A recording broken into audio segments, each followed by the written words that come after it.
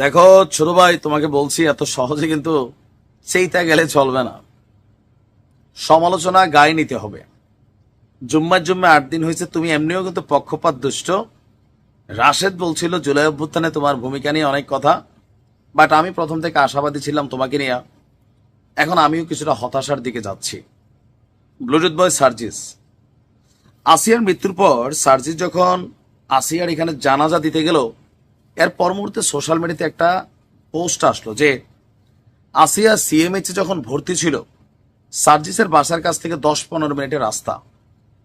একবার জন্য আসিয়াকে হাসপাতালে দেখতে যায় নাই। যখন আসিয়া মারা গেল, মাগুরাতে গেল আসিয়ার এই ছোট্ট শরীরটা, তখন জানাজাতে অংশগ্রহণ নেওয়ার জন্য, একটু ভাষণ দেওয়ার জন্য, ফুটেজ খাওয়ার জন্য সার্জিস মাগুরা গেল। প্রায় 150 কিলো রাস্তা দূরের, কয়েক ঘন্টার রাস্তা। তবে তার জন্য যাত্রা সহজ ছিল। সার্জিস আবদার করছে, পাইয়া গেছে। তাও সার্জিস জানতো না এমন কিছু ঘটবে। ঘটনার প্রেক্ষাপট হচ্ছে হেলিকপ্টার নিয়ে। আমাদের এই ছাত্র উপদেষ্টারা যারা কয়েক মাস আগেও চপ্পল পায়ে রিক্সায় চড়তো, আজকে তাদের জন্য র্যাব ফ্রিতে হেলিকপ্টার দিয়ে দেয়। এবার বলছেন তাদের চাওয়াটা কোন লেভেলের। আলাদিনের একটা চেরাক পাইছে তারা। জনগণের মধ্যে সার্জিসের ভূমিকা নিয়ে বিভিন্ন প্রশ্ন কিন্তু তৈরি হয়েছে। আর মাঝখানে যে আসিয়া সিএমএইচে ছিল, তুমি জিন্দা আসিয়ারা দেখতে যাও নাই, আসিয়া মরার খবর পেয়ে সিএমএইচে গেছো। সেখান থেকে মাগুরা তুমি হেলিকপ্টারও কিভাবে গেলা, কেন গেলা, এটা নিয়ে প্রশ্ন ছিল। যে হেলিকপ্টার সার্জিস, উপদেষ্টা আসিফের নামেও আছে হেলিকপ্টার আসিফ। আচ্ছা, এখন এরকম যখন নানান মানে সার্জিসকে নিয়ে, এগুলো কিন্তু আমার বক্তব্য না, মিডিয়াতে কমেন্ট আপনি দেখেন তো অনেকটা খেয়েই হারিয়েছে বা ধৈর্য হারাই ফেলছে সার্জিস। তারপরে ফেসবুকে তিনি একটা পোস্ট করেছেন। তো আমরা যে এই ভিডিওটা দেখছি অলরেডি সামাজিক যোগাযোগ মাধ্যমে, যে তারা হেলিকপ্টারে নামলেন। এখানে হাসনাত ছিল, সার্জিস ছিল, আবার মামুনুল হক সাহেব ছিলেন। তো সোফায় বসে তারা ফোন টিপাটিপি করতেছিল এবং কথাবার্তা বলছিল। তো গতকালকে এই সমালোচনার পর তিনি বললেন, ফেসবুকে এসে ক্লিয়ার দিচ্ছে সার্জিস, যখন শুনলাম আসিয়ার নেই তখন সিএমএইচে ছুটে গেছি। সেনাবাহিনী র্যাব থেকে পরিবারের জন্য বরাদ্দকৃত যে হেলিকপ্টারটা ছিল, যখন ওই একাধিক সিট খালি থাকার খবর শুনেছি, যে হেলিকপ্টারে যাওয়ার মতন আর লোক নাই, তো সিট খালি, তো বললাম যে ভাই আমি আমি হেলিকপ্টারে আসলে যাইতে চাই। তো সেই হেলিকপ্টারে আমরা এই মাগুরা গেলাম। আবার আসার সময় হেলিকপ্টার ফিরে আসবে খালি। তা আমরাও সেই হেলিকপ্টার ছেড়া জানাজা পড়েই আবার ঢাকায় চলে আসছি।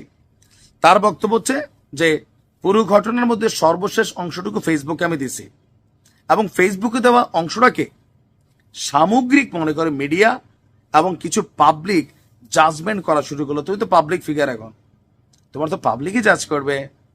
এটাই তো বাস্তব, তাই না? আমাদেরকে পাবলিক ধরে না কমেন্টে, মন মতো না হইলে, এটাই তো। তার বক্তব্য হচ্ছে তার মানে আমরা যতটুকু সোশ্যাল মিডিয়া কিংবা গণমাধ্যমে প্রকাশ করি ততটুকুই হচ্ছে বলে আপনারা মনে করেন? জি, আমরা এটাই মনে করি, এটাই সবাই মনে করে। তুমি তো ব্লুটুথ বয়, বোঝো না? বোঝো বোঝো, নতুন নতুন। তারপর সে বলছে অর্থাৎ আপনারাও আসলে ফুটেজের দিকে তাকিয়ে দেখেন। অবশ্যই জুলাই আগস্টে খেপাইছে তো এই ফুটেজ। জুলাই আগস্ট থেকে এই যে পরিবর্তনটা কি হয়েছে, ফুটেজে হয়েছে। মানুষ ফুটেজ দেখছে, মানুষের ভিতরে গোসা আসছে, জিদ আসছে, সরকারের পতন ঘটছে। ফুটেজই মেইন এখানে। তবে ফেক ফুটেজের ইস্যু থাকতে পারে। আচ্ছা, তারপর বলছে আবার যদি কোনো কিছু না দেই তখন মনে করেন কিছুই করা হয়নি। কি অদ্ভুত, আসলে অদ্ভুত। বাঙালি জাতি কতটা অদ্ভুত তুমি এখনো বোঝো নাই। তুমি বোঝো না আমার কাছে, তাও মনে হয় না তুমি ব্লুটুথ বয়। সার্জিস অভিযোগ করছে জনতাকে, দিলে বলেন ফুটেজ মুখী, আর না দিলে বলেন কিছুই করিনি। আপনাদের এই ডাবল রূপ কবে একটা সিঙ্গেল রূপে পরিণত হবে? হবে না। আমরা ল্যাঞ্জা বাঁকা জাতি। তুমি তো বোঝার কথা, ছাত্রলীগ করছো, ব্লুটুথ বয় চাপে বইরা করছো, বলছো যে হলে থাকছিলাম। আবার ডাকসুতেও ছাত্রলীগের প্যানেল থেকেই সার্জিস একমাত্র ছেলে যে বিজয়ী হয়েছিল সম্ভবত কোন একটা হলে সর্বোচ্চ ভোট পেয়ে। এত না বোঝারও কিছু নাই। তবে রাজনীতি করতে গেলে অনেক কিছু আসবে, তোমাকে জবাবদিহিতা করতে হবে। যখন টাকার ইস্যু আসবে, যেমন বন্যার টাকা কই গেল, আমাদের কুমিল্লায় কয় টাকা আমরা পাইছি, আমার এলাকায় তো বন্যায় হয়েছে, আমরা ব্যক্তিগতভাবে মানুষকে দান সদকা করছি, লক্ষ লক্ষ টাকা আমরা ব্যবস্থা করে দিছি ঘর বাড়িতে। টিন দিছি আমরা নিজেরাই, আমার একটা সংগঠন আছে সেখান থেকে 130টা পরিবারকে আমরা টিনই দিছি। কিন্তু আমরা এই জুলাই অভ্যুত্থানের যে ফান্ড ওটা থেকে আসলে কি পাইছি নিজেই জানি না, পাইলেও পাইতে পারে 2-4 জন। মানুষ ক্লিয়ারেন্স চায়। তোমরা পাবলিকের টাকা দিয়ে এখন চলো, পাবলিক ফান্ডে চলো, আবার বড় বড় বাবারা দেয়, তাদের নামও আবার মুখে আনা যাবে না, তারা বিপদে পড়বে। সুযোগ্য কর্মী বা সন্তান হয়েছে তোমরা। এখন এই যে এই বিষয়গুলা তুমি যখন রাজনীতি করবা এটা আসবেই, খুবই সিম্পল। কারণ যে বললাম আগে তোমরা চপ্পল পায়ে দিয়ে ঘুরতে, এখন তুমি আডিডাস পড়ো, ব্র্যান্ডেড একজন আডিডাসের দাম হচ্ছে 18 থেকে 20,000 ন্যূনতম, উপরে আর অনেক দামি। তো মানুষ তো প্রশ্ন তুলবে যে তুমি কর্মটা করো কি, চাকরি করো, ব্যবসা করো, কিছুই তো না, এই রাজকীয় জীবনের উৎস কি? এগুলা রাজনীতিবিদদের প্রতি জনগণের সবসময় প্রশ্ন ছিল, তোমরাও এক সময় প্রশ্ন তুলছো। এখন তুমি যখন নেতার চেয়ারে বসছো তোমার নিয়ে মানুষ প্রশ্ন করবে, বাট ধৈর্য হারাইয়া এত সহজে এত তাড়াতাড়ি সামনে নির্বাচন করবা তোমরা, তাই না? দল বানাইছো, এখনই জনগণের এক স্ট্যান্ডে আসেন, ডাবল স্ট্যান্ডে, এগুলো কিন্তু বোকামি কর্মকাণ্ড, ধরা খাওয়া নির্বাচনে। তেমনি কয়টা সিট পাও সেটা নিয়ে সন্দেহ আছে। জনগণকে বিগড়ানো যাবে না। হ্যাঁ, এই জনগণকে বিগড়িয়া শেখ হাসিনা কিন্তু বাংলাদেশ ছাড়ছে। ভালো থাকো, ছড়িয়ে পড়ো, তোমরাও অনুপ্রবেশ করো এদের রন্ধ্রে রন্ধ্রে, যেমনটা এরা অনুপ্রবেশ করেছিল তোমাদেরই রন্ধ্রে রন্ধ্রে।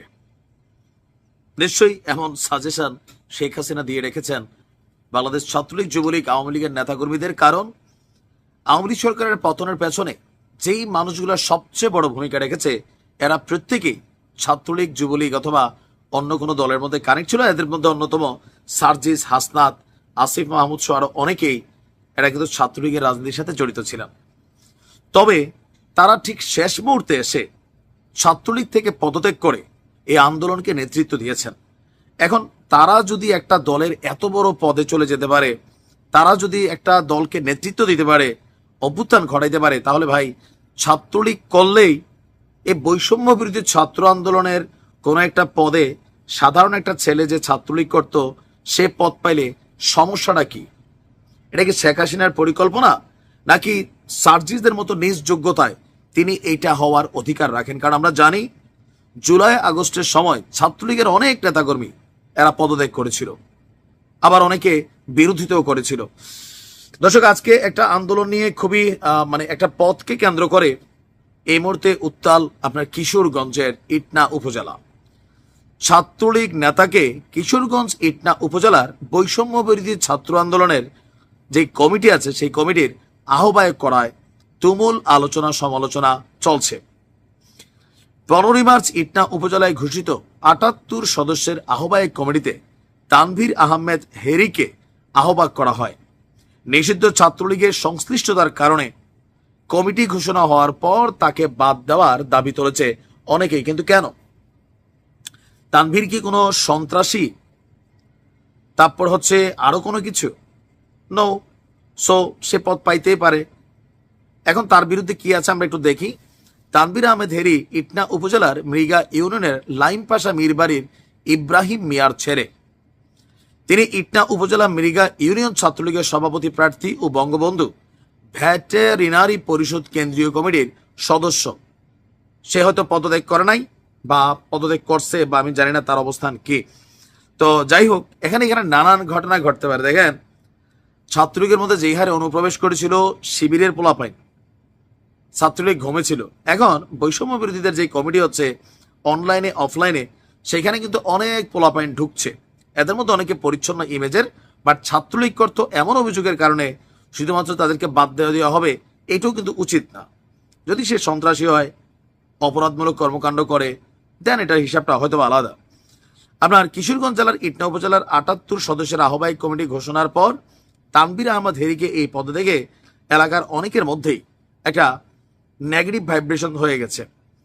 তিনি গোপালগঞ্জের বঙ্গবন্ধু শেখ মুজিবুর রহমান বিজ্ঞান এবং প্রযুক্তি বিশ্ববিদ্যালয়ে পড়াশোনা করলেও কমিটিতে তার পরিচয় দেওয়া হয়েছে বাংলাদেশ কৃষি বিদ্যালয় ময়মনসিংহে অধ্যয়নরত।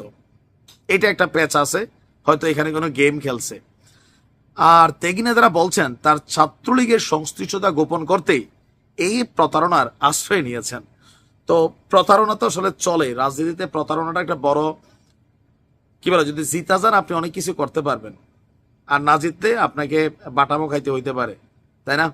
তো যাই হোক, তানভীর তাকে ফোন দিয়েছিল গণমাধ্যম, তিনি মোবাইলে কল ধরেন নাই। আর দাবি করা হচ্ছে তাকে যেন অবিলম্বে বহিষ্কার করা হয়। কেউ কেউ বলছেন যে এই মুহূর্তে ছাত্রদল, এই বৈষম্য বিরোধী আন্দোলন, জাতীয় নাগরিক পার্টি, তাদের দলগুলোকে ভারী করার জন্য তারা নতুন সদস্য কিন্তু কানেক্টেড করছেন কন্টিনিউ। আর এর মাঝখানে কিন্তু চিপা চাপা দিয়া যারা ঢুকার তারা ঢুকে যাচ্ছে। আর আপনার কি মনে হয় যে আওয়ামী লীগ এরকম পরিকল্পনা করে নাই যে তোমরা আমাদেরকে যেমনি খাইছো আমরাও তোমাদের ভিতরে প্রবেশ করবো? 100% নিশ্চয় করছে। হইতেই পারে, আবার নাও হইতে পারে। ভালো থাকো।